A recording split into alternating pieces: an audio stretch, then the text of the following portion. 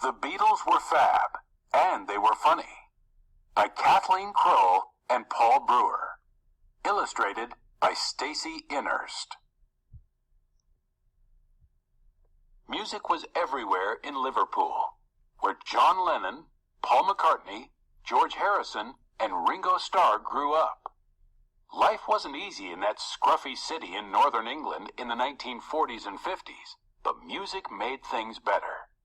John played guitar and harmonica. Paul started out playing trumpet, but traded it for guitar. George had a guitar too, and could play circles around John and Paul. Ringo was the best drummer in Liverpool. From the time they got together as lads until they became superstars, the Fab Four made music, made history, and made people laugh.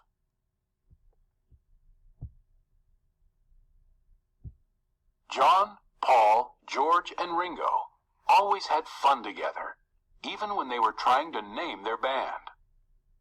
In 1960, they finally decided to call themselves the Beatles. The name made them laugh, and it stuck. In their early days, the Beatles performed for hours and hours in hundreds and hundreds of shows around England and Germany. It was exhausting and paid next to nothing. Anxious to have a record of their very own, the Beatles were afraid the band was going nowhere. They used silliness to help keep their spirits up.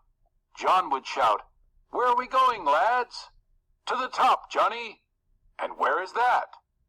"The toppermost of the poppermost," the others would yell, and they went on with the show.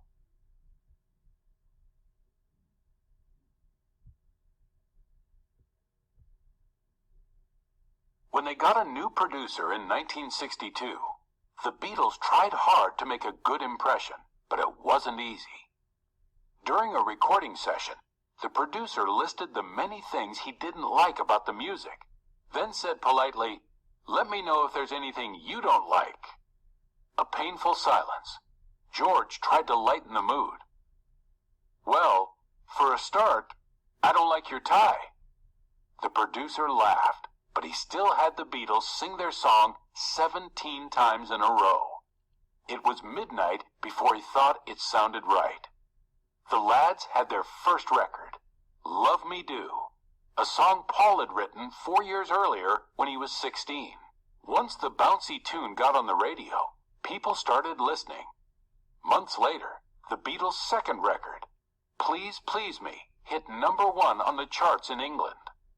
The band began appearing on English TV, singing, joking, shaking their mop-top hair, and having a blast. The songs were fantastic, but the lads themselves were so cool, so funny, so fab, short for fabulous, that reporters started calling them the Fab Four. The first Beatles fan club started with 35 members and grew to 40,000 within a year.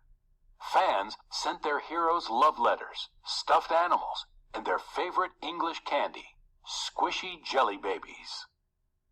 It was the birth of something new, Beatlemania. No one had seen or heard a band quite like the Beatles before. Fans followed them everywhere.